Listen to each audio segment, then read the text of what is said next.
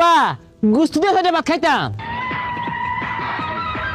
হারাম দাদা ঈদের দিন আইছস গরু গুস্তু খাইতে খাইতে আমার হত করে আরতাছস।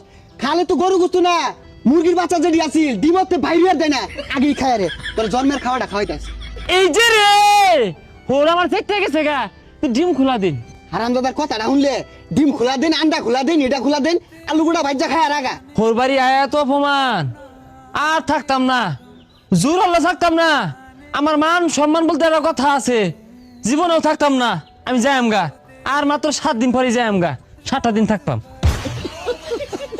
যত কিছু করার পরে আমি থাকতাম, আইনা ডাইনে খাইলে আমি গেলাম গা। জামাই কি রাগ করলো? আর রাগের মাথায় উল্টা পাল্টা কি কই আরি ঘুয়া লই। বন্ধে দিয়েই যায়। তুমি তো কাহর চর কিছুই লইছো না, তো যাইতে সময় বেগো বাইতা কি নাও দেইছে।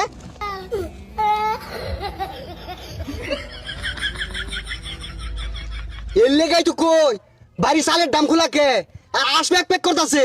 আশের তলে যেই ডিম আছিল বেকলি অবশ্য খাওয়াই তাই না, লুয়ে মেলা দিলে দোষ নিন আইন দিয়ে খাইন।